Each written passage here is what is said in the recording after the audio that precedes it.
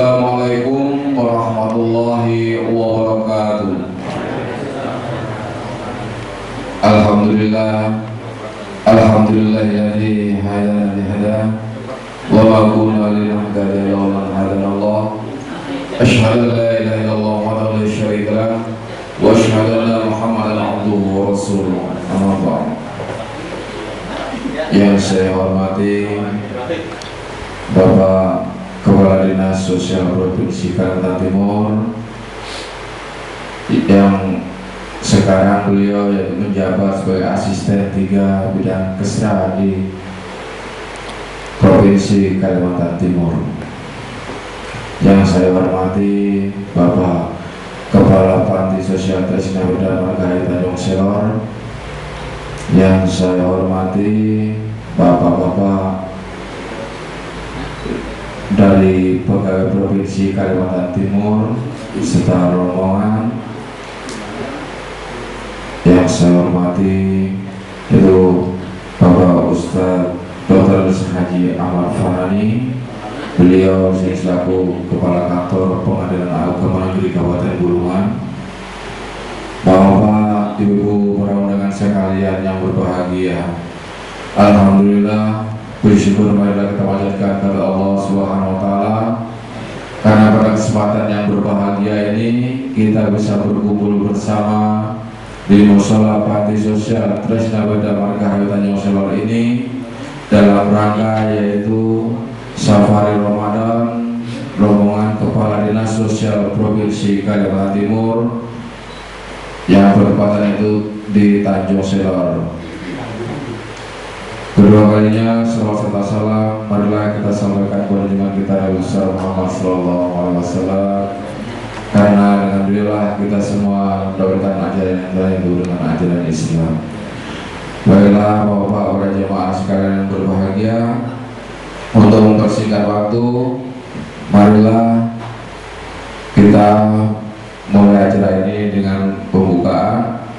Yang kedua yaitu sambutan dari Bapak Kepala Dinas Sosial Provinsi Kalimantan Timur. Yang ketiga yaitu tausiah oleh Bapak Dr. Haji Ahmad Fanani. Kemudian kita lanjutkan berbuka bersama, sholat maghrib berjamaah, habis itu makan malam berjamaah, sholat isya berjamaah.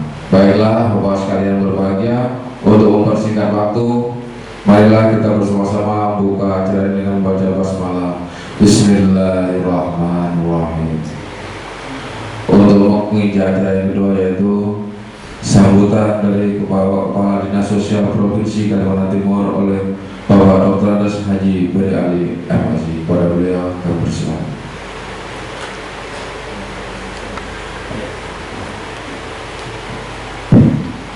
Bismillahirrahmanirrahim. Assalamualaikum warahmatullahi wabarakatuh.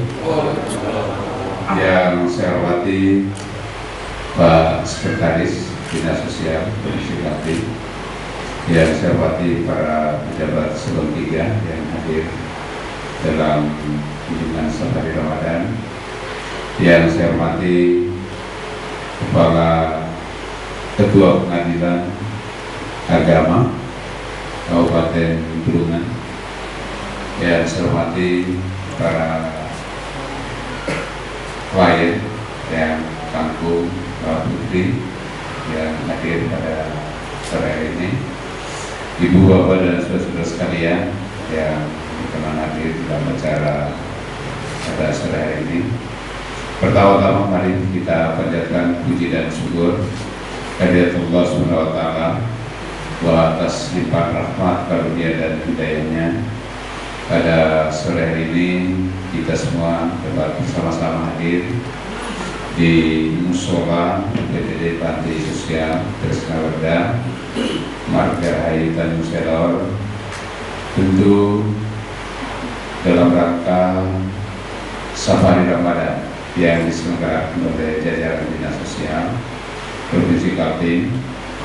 Dan Safari Ramadan untuk yang kita laksanakan pada kali ini rasanya adalah Safari Ramadan yang terakhir dalam Safar Ramadan 1434 Hijriah yang kita selenggarakan pada kesempatan ini. Dan oleh karena itu, dalam kesempatan ini ada beberapa hal barangkali yang perlu saya sampaikan kepada kita sekalian, bahwa Safari Ramadan yang kita selenggarakan ini juga bertujuan untuk melakukan semacam pembinaan dan evaluasi terhadap berbagai kegiatan pelayanan terhadap lansia yang memang secara tugas pokok dan fungsi ini adalah kewenangan atau tugas daripada pemerintah, dalam hal ini dinas sosial, yang keseharian didelegasikan kepada UPTD yang ada di tempat ini, yaitu Panti Sosial Tenaga Kerja Margarahayu Tanjung Selor di Kabupaten Bulungan. Ibu dan bapak sekalian yang kami hormati,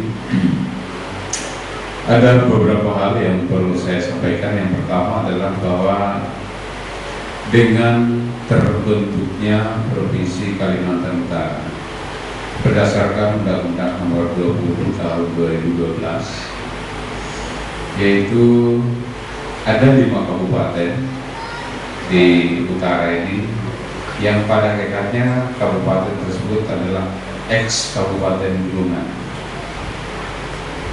di mana berdasarkan undang-undang terbentuk menjadi satu provinsi baru, yaitu daerah otonomi baru, yaitu Provinsi Kalimantan Utara, yang sekarang perangkat pemerintahan provinsi ini secara bertahap sudah terus dilakukan pembentukan, di mana kita ketahui bahwa pejabat gubernur sudah dilantik oleh Ketua Menteri Dalam Negeri pada akhir tahun 2012, kalau nggak salah di awal 2013. Nah, kemudian beberapa waktu yang lalu telah dilakukan pembentukan unit-unit atau satuan kerja perangkat daerah untuk Provinsi Kalimantan Utara. Nah, salah satu SKPD yang terkait langsung dengan kita, yaitu Dinas Sosial dan Tenaga Kerja, ini adalah merupakan hasil dari pembahasan di tingkat Kalimantan Timur beberapa waktu yang lalu, dan memang sesuai dengan scoring yang ada untuk Dinas Sosial dan Tenaga Kerja ini mau tidak mau harus dijadikan satu, karena indikator luas wilayah, indikator jumlah penduduk, indikator pendapatan asli daerah dan lain sebagainya, maka fungsi-fungsi tenaga kerja dan sosial ini disepakati untuk digabung menjadi satu fungsi. Nah, ini berarti bahwa dengan terbentuknya Dinas Sosial dan Tenaga Kerja Provinsi Kalimantan Utara, maka UPTD ini nanti secara otomatis akan menjadi unit pelaksana teknis daripada Dinas Sosial dan Tenaga Kerja. Seperti apa yang pernah saya sampaikan beberapa waktu yang lalu ketika saya diberikan pembinaan di tempat ini, bahwa UPTD Panti Sosial Tenaga Margarahayu ini adalah salah satu unit yang fungsinya akan tetap ada. Karena beberapa waktu yang lalu banyak sekali kawan-kawan kita yang merasa khawatir, apakah dengan pembentukan Kalimantan Utara, kemudian UPTD ini apakah mungkin akan dihapus dan sebagainya. Nah, melalui kesempatan ini saya ingin menegaskan kembali pada kawan-kawan yang bekerja bertugas di sini, bahwa UPTD ini tidak akan mengalami perubahan. Dia akan tetap sebagai satu unit yang melaksanakan pelayanan terhadap lanjut usia. Nah, pelayanan lanjut usia menurut sekalian ini akan terus menjadi perhatian besar pemerintah di masa-masa yang akan datang, karena lanjut usia ini merupakan doa dari semua orang. Jadi siapapun di antara kita selalu berdoa untuk bisa mendapatkan umur yang panjang, dan konsekuensi daripada peningkatan usia harapan hidup, pelayanan kesehatan yang baik ditambah dengan hasil daripada dari kita semua, maka tidak mustahil nanti kita akan menjadi manusia yang berusia lanjut di masa-masa yang akan datang. Usia harapan hidup masyarakat Kaltim berdasarkan data daripada BPS ini adalah 76 tahun. Jadi berarti kita memiliki peluang untuk berusia sampai dengan usia 76. Persoalannya adalah apakah di usia 76 tahun ini kita masih produktif? Kita masih mungkin memiliki keturunan, memiliki keluarga yang terus masih berada dalam posisi sebagai orang yang menghormati para lanjut usia. Ini yang kemudian menjadi persoalan dalam pergeseran sistem tata nilai sekarang ini. Bagi pemerintah, untuk mereka yang betul-betul berasal dari keluarga yang tidak mampu, maka alternatif terakhir yang diberikan untuk dilayani itu adalah melalui sistem panti asuhan yang kita kenal dengan PTD seperti panti sosial ini. Nah, untuk diketahui Bapak sekalian, penanganan lanjut usia melalui panti asuhan itu sangat terbatas. Sementara piramida kependudukan kita ini pada saatnya nanti akan menunjukkan sebuah keadaan di mana penduduk yang lanjut usia itu akan sama jumlahnya dengan penduduk yang berusia produktif. Nah, dengan demikian maka kita berharap semestinya mereka yang masih produktif, anak-anak kita masih memberikan peran yang baik pada para lanjut usia. Mereka tidak lagi menjadi orang yang dianggap beban dalam keluarga, tidak dianggap orang yang memberatkan dalam lingkungan keluarga. Kalau karena itu menjadi peran daripada kita semua. Nah, ini yang selalu sering saya sampaikan kepada kawan-kawan di instansi sosial untuk terus memberikan pemahaman kepada masyarakat agar para lanjut usia ini kemudian tidak menjadi orang yang dianggap beban dalam lingkungan keluarga. Ini yang bisa menciptakan budaya itu adalah kita yang sekarang masih tua. Saya kira dalam ajaran agama sudah dijelaskan, barang siapa yang menghormati orang tua, memberikan peran yang baik kepada para lanjut usia, maka dia nanti juga akan dihormati dan diberi peran yang baik oleh generasi-generasi sudah. Nah, oleh karena itu faktor yang terpenting adalah faktor kebudayaan terhadap sistem penghormatan terhadap lanjut usia ini adalah sesuatu yang sangat penting yang harus kita masyarakat. Manakala ini terputus seperti apa yang ada di negara barat sana, yang dihormati itu adalah mereka yang masih produktif saja. Manakala sudah tidak produktif, maka mereka dianggap sebagai beban dari masyarakat. Nah, ini yang harus kita hindarkan. Ada sedikit cerita Ibu dan Bapak sekalian. Sekitar kenapa kemudian lanjut usia itu ada panti-panti asuhan seperti ini. Ini dimulai dari sekitar 1700-an abad ke-16 di Jepang. Nah, di Jepang pada saat itu ada satu budaya, ada satu tradisi, manakala satu orang tua dalam lingkungan keluarga itu sudah dianggap menjadi beban keluarga, ini tradisi budaya. Maka anaknya berkewajiban untuk memikul orang tua tersebut dibawa dalam satu hutan. Ini dua di hutan, ini budaya. Kemudian di hutan itu baru dilepas orang tua tadi, ditinggalkan, si anak tadi kembali ke rumahnya. Kemudian nanti beberapa puluh hari kemudian dilihat apakah masih ada jasad atau sudah habis dimakan oleh binatang buas. Nah, pada suatu saat sang gubernur ini memiliki orang tua. Ini di Jepang ini, memiliki orang tua. Karena ini sudah merupakan budaya, maka orang tua tadi langsung meminta kepada anaknya, sekarang bawalah saya ke hutan. Karena itu dianggap sebagai sebuah kebenaran. Bawalah saya ke hutan, karena saya kira sudah cukup saya untuk dilayani, maka sesuai dengan tradisi kita bawa saya ke hutan. Ini kata orang tua tadi, anak ini dan tidak boleh dipikul orang lain, harus anaknya sendiri. Itu tradisi yang ada di Jepang pada saat itu. Maka saat gubernur tadi mempersiapkan segala sesuatunya, orang ibunya tadi digendong, baru dia bawa ke hutan. Kemudian orang tua tadi itu pada saat dia diantar oleh anaknya tadi ke hutan, sambil mematahkan daun-daun kayu. Nah, sang gubernur bertanya, "Ibu, kenapa daun-daun kayu itu dipatahkan?" Apa kata orang tua? "Begini nak, ini saya patahkan supaya nanti kau pulang, kau tahu jalan pulang, ya, supaya tidak tersesat. Setelah kamu mengantar saya, kamu lepaskan saya di hutan, kamu tahu jalan pulang."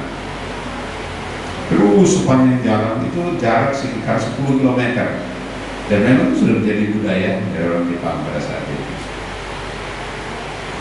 Karena sudah tradisi dan itu berada dalam lingkup berpikir budaya mereka, tidak keluar dari konteks itu, ini terus saja diangkat. Perang tua tadi terus diangkat sampai di hutan, dilepaskan. Kemudian terjadi dialog sebentar gitu, mau pamit.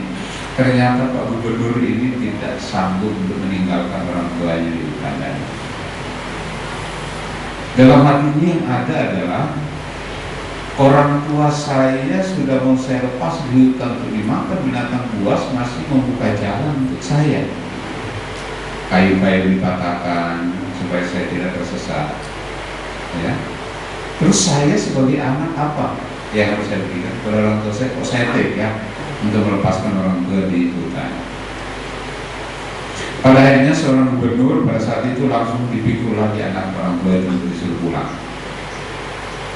Dia tidak meninggalkan orang tuanya di hutan, dan setelah itu dia umumkan kepada seluruh masyarakat bahwa budaya untuk membuang orang tua di hutan mulai sekarang kita stop, tidak boleh lagi ada yang membuang orang tuanya di hutan.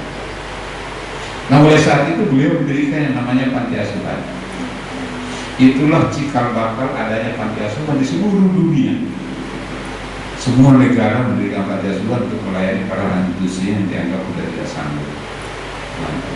Maka kalau kita ingin mengetahui di mana lanjut usia yang panti-panti yang betul-betul standar, kayak hotel berbintang 5, itu kita bisa lihat di Jepang. Nah, saya kira ini yang perlu menjadi perhatian, perlu menjadi pelajaran buat kita, bahwa lanjut usia adalah orang yang paling kita hormati. Makanya pada seluruh pegawai saya selalu meminta, bukan kita yang memberi makan terhadap para lanjut usia, tetapi lanjut usia ini yang memberi makan kepada kita. Artinya keberadaan mereka, maka kemudian kita menjadi pegawai. Keberadaan mereka kemudian pemerintah memberikan institusi. Keberadaan mereka kemudian kita menjadi pengelola keuangan dan lain sebagainya. Berarti bukan kita yang memberi makan mereka, tapi mereka yang memberikan pekerjaan kepada kita untuk memberikan pelayanan kepada para manusia. Nah, maksud daripada apa yang saya sampaikan ini adalah untuk selalu kesadaran kita, memupuk hati nurani kita, bahwa sebetulnya keberadaan kita untuk harus terus bermanfaat bagi kemajuan organisasi, bagi kebahagiaan para manusia. Nah, karena itulah maka sejak tahun 2002 yang lalu saya mencetuskan suatu visi yang saya kira harus menjadi perhatian semua kita. Visinya itu adalah kita harus memberikan, mewujudkan pelayanan kepada lanjut usia agar terus bahagia dan sejahtera di usia tua. Ini visi yang harus terus kita berikan kepada mereka. Nah, karena itu saya kemarin agak sedih juga ya, waktu kita melakukan berbagai penertiban terhadap lanjut usia di Samarinda. Mudah-mudahan di hubungan di time seller tidak terjadi. Di Samarinda banyak beberapa lanjut usia sudah menjadi gelandangan dan pengemis. Yang dikoordinasikan oleh orang tertentu. Kadang juga mereka menjadi pengemis itu karena kemauan sendiri. Dan mereka kemudian ditangkap oleh Satpol PP hasil koordinasi dengan kita. Nah, hasil tangkapan tadi itu lalu diserahkan kepada dinas sosial untuk diberikan pembinaan. Nah, salah satu pembinaan yang kita berikan adalah mereka ini, kalau mereka nggak bisa lagi dikembalikan kepada keluarganya, mereka kita masukkan di panti asuhan. Nah, yang menjadi sedihnya adalah mereka tidak mau tinggal di panti asuhan. Padahal di situ mereka makan 3 kali sehari, mereka dapat snack, pakaian ada, diberikan bimbingan agama dan seterusnya, dan terus beribadah dan lain sebagainya. Nah ternyata setelah kita telusuri lebih mendalam kenapa mereka tidak mau, rupanya mereka ini adalah para pencari uang. Kenapa? Karena kalau mereka minta-minta itu penghasilannya besar sekali. Ada dulu pernah kami mendapatkan kasus, ada satu penyandang disabilitas, penyandang cacat, itu penghasilannya itu 1.800.000 satu hari. 1.800.000 satu hari di bulan puasa. Berarti kalau satu bulan itu mereka berdekat 50 juta, hampir 60 juta. Jadi sudah menjadi satu usaha yang menggiurkan. Karena orang Kaltim itu orangnya royal-royal, kalau sekali dia memberi, kalau di Jawa 100 rupiah, 200 rupiah masuk di celengan gitu, itu diberi, bagi mereka nggak ada masalah. Tapi di Kaltim sekali beri itu minimal 2.000 ada yang bayar 5.000 dan seterusnya. Nah ini juga satu hal yang tidak mendidik. Oleh karena itu dalam berbagai himbauan yang selalu saya berikan, itu kami tidak pernah melarang untuk menyumbang. Menyumbanglah, ada panti asuhan, ada tempat ibadah, ada kaum duafa di sekitar kita masing-masing, tapi jangan menyumbang kepada para peminta-minta yang ada di jalan. Mengapa? Dengan terus mereka diberikan sumbangan yang menggiurkan, maka mereka akan betah di jalan. Mereka tidak betah untuk di tempat-tempat penampungan. Nah ini saya kira beberapa hal yang penting untuk terus kita pahami dalam kerangka pelayanan para manusia. Khusus pada saudara-saudara saya yang sekarang berada menjadi pelayan, menjadi pegawai di panti ini, saya berharap ciptakan koordinasi yang baik dengan dinas sosial dan tenaga kerja. Ya. Karena setelah terbentuknya SKPD baru, itu nanti akan diikuti dengan pembentukan UPTD. Ya.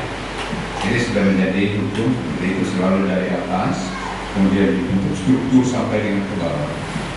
Nah saya berharap nanti para manajemen yang ada di sini, para kepala sesi dan mungkin nanti karena kepalanya juga sampai sekarang belum ada. Ini saya berharap tingkatkan koordinasi dengan dinas sosial dan tenaga kerja, sehingga menjadi UPTD harus dipersiapkan dari sekarang. Meskipun sebetulnya tanggung jawab provinsi itu ini masih akan terus terjadi sampai dengan terbentuknya pemerintahan baru setelah pemilu tahun 2014. Jadi kalau pemilu 2014 itu dilaksanakan sekitar April, disitulah nanti baru terbentuk DPRD. Setelah DPRD-nya terbentuk, DPRD-nya akan membuat kelengkapan dewan yang memakan waktu cukup lama juga. Ya. Setelah kelengkapan dewan terbentuk, dewan nanti stabil, barulah membentuk KPUD. KPUD dibentuk, itu juga memakan waktu yang panjang. Maka KPUD lalu bekerja untuk menyelenggarakan pemilihan gubernur dan wakil gubernur definitif. Sehingga diprediksi sampai dengan 2015 itu baru terbentuk pemerintahan yang definitif. Nah setelah itulah nanti baru dinyatakan berdiri sendiri. Nah karena itu diprediksi 2013 ini, 2014 dan 2015 ini nanti masih menjadi tanggungan provinsi itu. Tetapi upaya-upaya komunikasi untuk mendekatkan diri dengan dinas sosial yang ada, dinas sosial dan tenaga kerja, saya berharap dimulai dari sekarang. Sehingga pada saat nanti terbentuknya UPTD ini tidak kehilangan fungsi. Sudah menjadi dalam satu perhitungan bahwa UPTD ini akan terus ada. Karena kita memiliki satu prediksi bahwa kebutuhan terhadap pelayanan lanjut usia ke depan ini akan semakin banyak. Kita tidak bisa membayangkan sekarang yang ada di sini sekitar 40 orang. Kalau tidak ada UPTD ini maka kita akan memiliki 40 orang lanjut usia yang tidak terurus di luar sana. Ini saya kira yang penting. Dan bahkan saya menyarankan terus dilakukan pembenahan sehingga terus kalau kita dihadapkan pada tantangan peningkatan kualitas, peningkatan jumlah pelayanan, maka kita siap dengan menambah jumlah pelayanan yang dibutuhkan. Karena angka 40 itu adalah angka yang kita patok mulai tahun 90-an.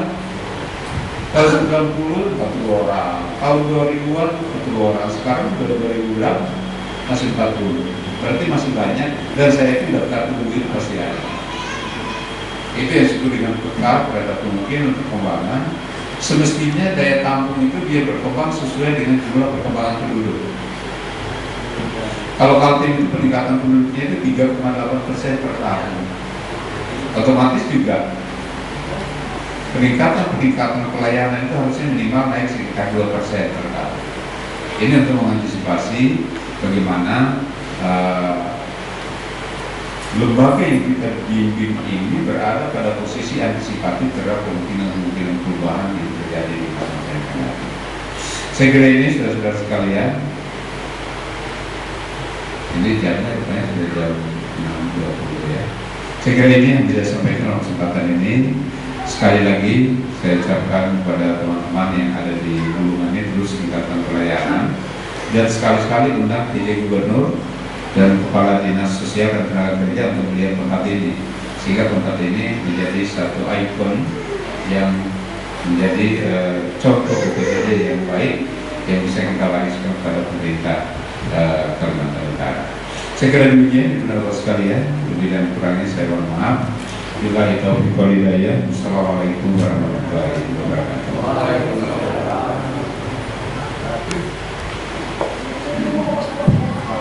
Ya, demikian tadi sebutannya sudah cukup banyak disampaikan oleh Pak Kepala Dinas. Untuk mempersingkat waktu, marilah kita menjadi berikutnya, yaitu tausiah atau kultum yang akan diisi oleh Bapak Dr. Andes Haji Ahmad Fanani, pada sekaligus pembacaan doa berbuka berpuasa. Pada Bapak kami persilakan.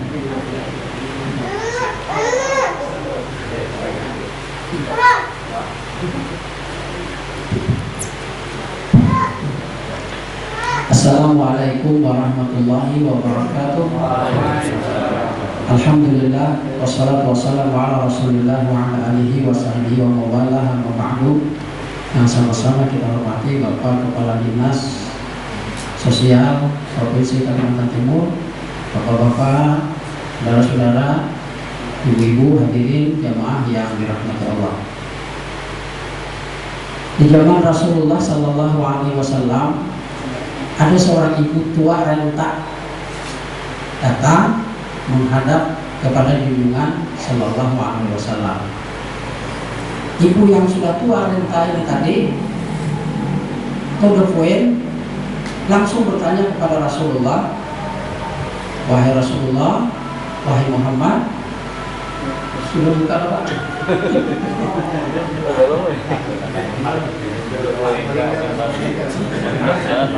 Baik, masih ada waktu sekitar 40 ya.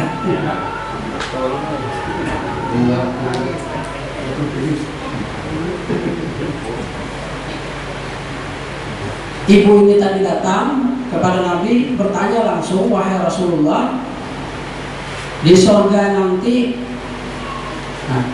adakah orang yang masuk surga seperti saya ini?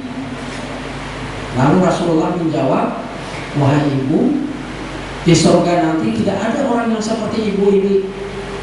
Lalu orang tua ini tadi, ibu yang renta ini tadi mendengar jawaban Rasulullah, dia menangis.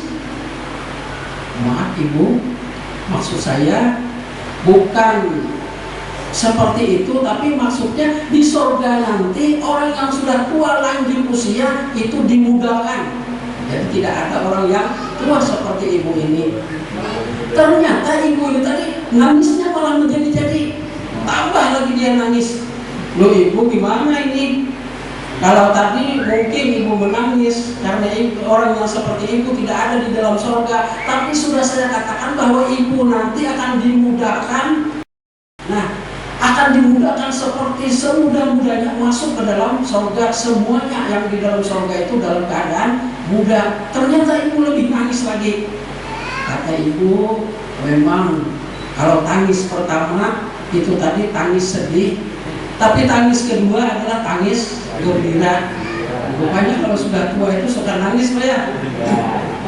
Kalau dapat kesengsaraan nangis, dapat kesedihan nangis, dapat kegembiraan juga nangis. Nah seperti itu artinya kondisi keadaan kalau sudah tua ini yang barangkali ingat masa kanak-kanak waktu dulu, dan bahkan perlakuan kita barangkali kelakuannya mungkin ada yang mirip seperti anak-anak begitu. Nah dalam ajaran kita, dalam agama kita wajib menghormati kepada orang tua, baik itu orang tua muslim bahkan non muslim sekalipun. Jadi kalau orang itu sudah tua, kita bukan menghormati apanya, tapi yang kita hormati adalah manusianya, yang kita hormati adalah usia tuanya. Di zaman Nabi juga ini, mungkin ada sisa sedikit waktu, ketika Nabi Shallallahu Alaihi Wasallam berjalan di suatu jalan, beliau ketemu seorang tua renta, laki-laki. Kalau tadi ibu-ibu, sekarang laki-laki. Orang ini buta, tidak melihat, tapi sumpahnya luar biasa. Apa sumpahnya? Saya benci Muhammad, saya benci agama Muhammad. Kebetulan yang lewat ini adalah Nabi kita Shallallahu Alaihi Wasallam. Nabi langsung menghampiri orang itu, wahai bapak, kenapa bapak benci Muhammad? Kenapa bapak benci agama Muhammad? Saya ini gara-gara Muhammad, gara-gara agama Muhammad, dia berperang melawan kami orang Yahudi, sehingga anak-anak saya sekarang sudah tidak ada lagi dan saya hidup seorang diri. Baik, kata Nabi Muhammad, kalau begitu, tapi Nabi tidak memperkenalkan diri. Nanti bapak akan saya jamin hidup bapak. Di mana tempat bapak akan saya antar. Diantarlah orang ini. Nah sehingga setiap hari Nabi mendatangi orang itu. Jadi makanan dikunyahkan, kemudian dimakankan kepada orang itu, tanpa beliau mengajak untuk masuk Islam, tanpa beliau memperkenalkan diri, tapi setiap hari beliau memperlakukan seperti layaknya beliau memperlakukan orang tuanya. Nah ketika Nabi kita Shallallahu Alaihi Wasallam wafat di Madinah Al-Munawwarah, Abu Bakar As-Siddiq bertanya kepada anaknya Fatimah Az-Zahra, wahai Fatimah, apa kebiasaan Rasulullah waktu beliau hidup yang aku akan menggantikan posisinya? Kata Fatimah, bapak ini ada punya orang tua angkat, orang Yahudi di Gang Anu. Setiap hari beliau datang ke sana untuk memberikan makan dan menyuapi orang itu. Baik, kata Abu Bakar, saya akan menggantikan posisi itu. Maka Abu Bakar pun datang kepada orang itu, ternyata ketemu dengan seorang buta Yahudi dan dikasih makan oleh Abu Bakar. Ternyata si orang tua renta ini tadi menolak, padahal dia buta, tidak tahu ini. Kan kalau kita mungkin ya agak inilah membedakan, tapi dia membedakan ini, katanya bukan orang yang dulu, lain ini, beda sekali ini katanya. Bapak, memang orang yang dulu itu sudah wafat. Siapa itu? Itu adalah Nabi kami Muhammad Sallallahu Alaihi Wasallam. Oh itu orangnya, itu yang dulu aku benci. Itu ternyata Muhammad yang selama ini membantu aku. Kalau begitu aku mengucapkan dua kalimat syahadat, asyhadu an la ilaha illallah wa asyhadu anna Muhammadar Rasulullah. Nah, jadi dengan perlakuan Nabi kita terhadap orang yang non muslim sekalipun, orang tua tetap beliau hormati. Dalam salah satu hadis Rasulullah, bukan termasuk golongan kami, kata beliau, orang yang tidak bisa menghormati orang tua dan tidak bisa mengasihi anak yang masih muda. Dan demikian barangkali yang bisa saya sampaikan. Mudah-mudahan ada manfaat dan gunanya untuk kita bersama dalam rangka kita meniti hidup dan kehidupan ini. Kita menghormati orang tua kita menghormati orang tua yang ada di sekitar kita, dan kita akan menyayangi anak-anak kita, dan kita mengasihi anak-anak yang ada di lingkungan kita, sehingga akan terjadilah dan terciptalah suasana yang harmonis dalam hidup dan kehidupan kita ini. Terima kasih atas perhatiannya. Mohon maaf jika ada kekurangan dan kehilafannya. Assalamualaikum warahmatullahi wabarakatuh. أشهد أن لا إله إلا الله أستغفر الله نسألك الجنة نعوذ بك من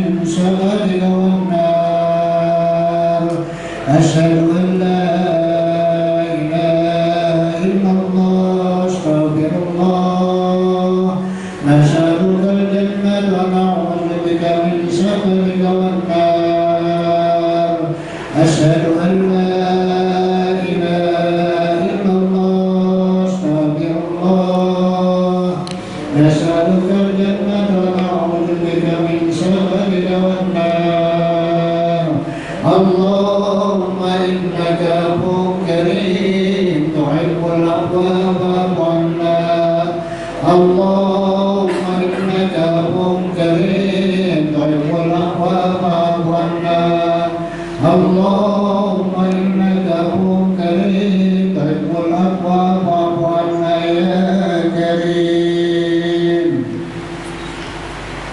أشهد أن لا إله إلا الله أستغفر الله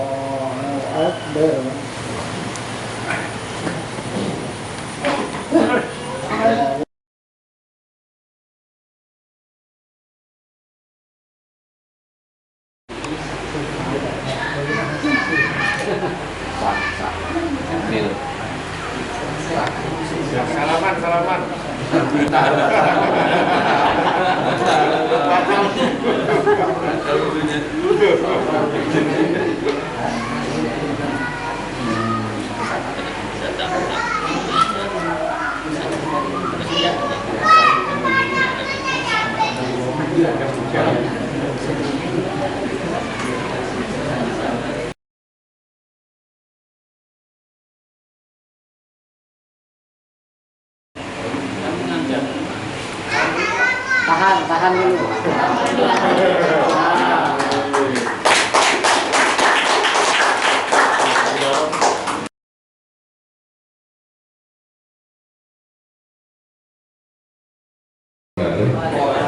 Ibu bapak sekalian yang kami hormati, saya sengaja minta waktu untuk menyampaikan beberapa hal. Yang pertama adalah hari ini kita saksikan bersama melakukan penandatanganan kontrak untuk rehabilitasi tambahan ruang kantor untuk UPTD kita yang dilaksanakan oleh CV Mandiri. Ya. Nah, terkait dengan itu, saya ingin menyampaikan kepada saudara direktur, ya.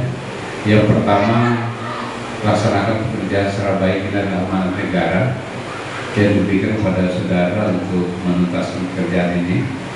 Jadi sebagian tugas-tugas negara diberikan kepada saudara untuk melaksanakan pekerjaan ini.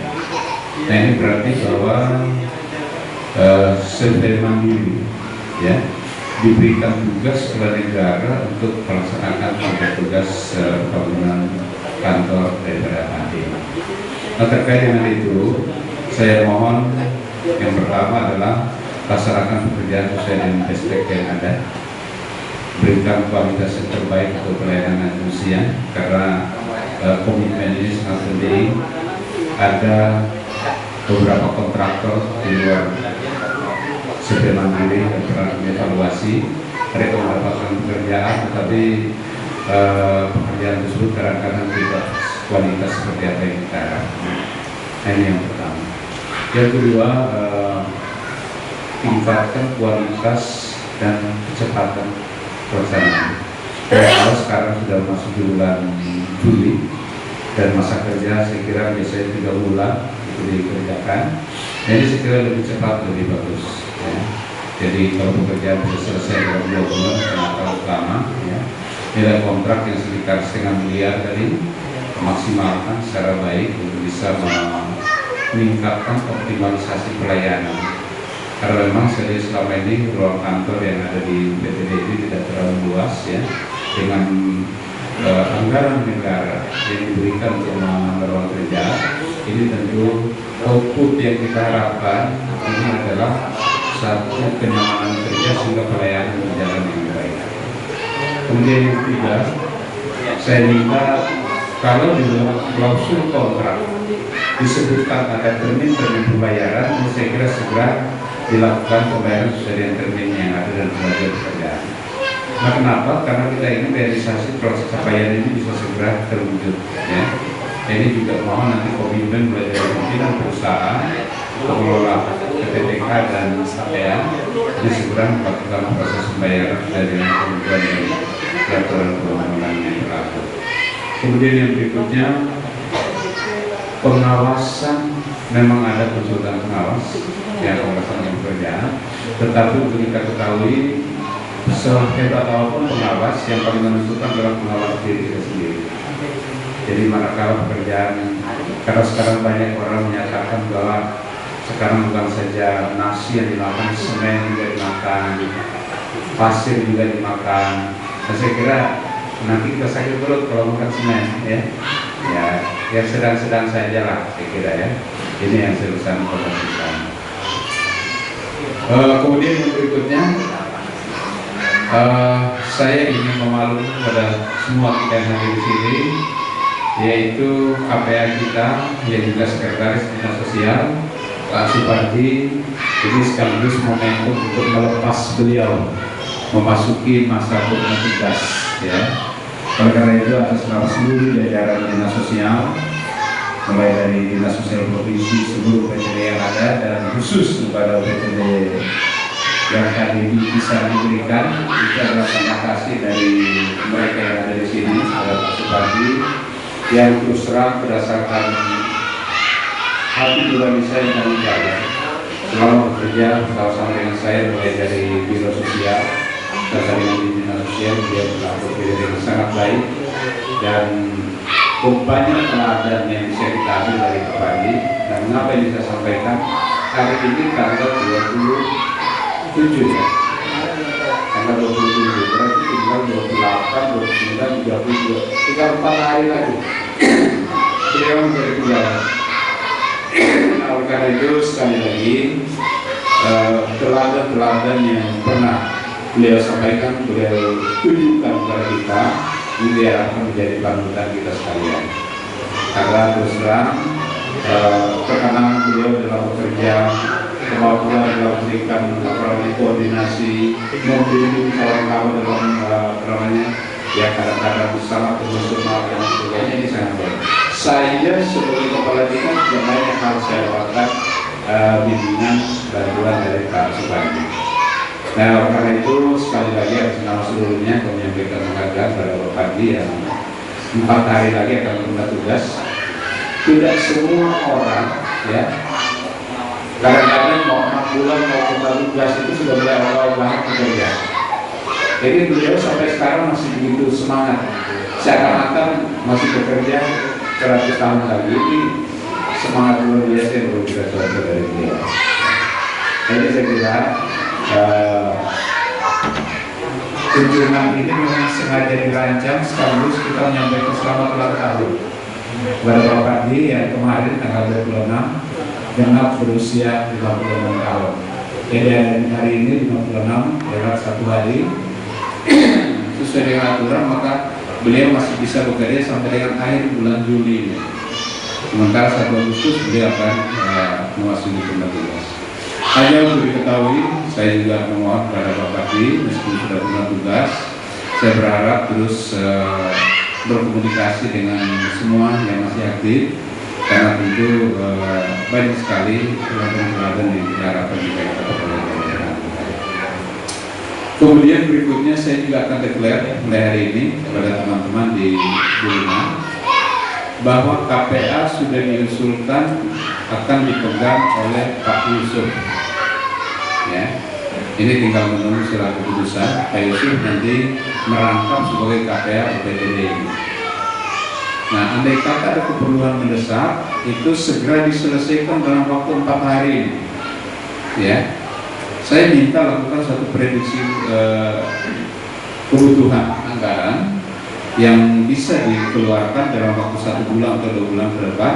Ini sudah bisa melalui KPA yang definitif, yaitu Pak Supardi, sehingga pada saat nanti masa menunggu sebelum keluarnya SKKP yang baru, kita tidak kekurangan anggaran untuk melakukan operasionalisasi kegiatan, gitu ya.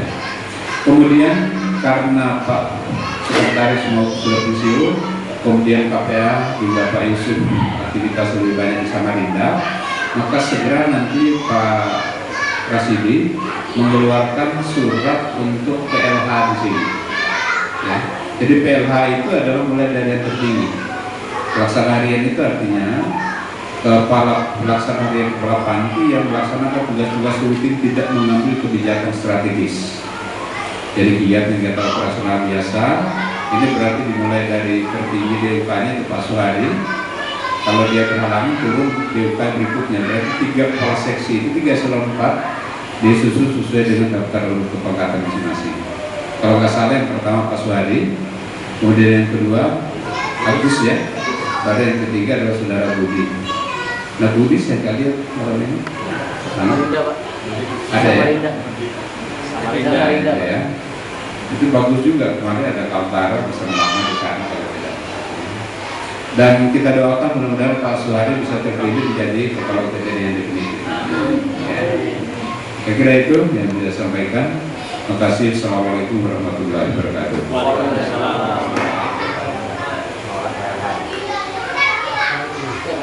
Ya, demikian tadi rangkaian acara yang terlaksanakan dalam rangka Safari Ramadan dari Dinas Sosial Provinsi Kalimantan Timur. Kami mohon maaf yang sebesar-besarnya apabila dalam pelaksanaan ini terdapat hal-hal yang kurang berkenan dari hadirin sekalian. Sekali lagi kami selaku keluarga besar Dinas Sosial Provinsi Kalimantan Timur mohon maaf yang sebesar-besarnya. Akhirul kalam, wassalamualaikum warahmatullahi wabarakatuh.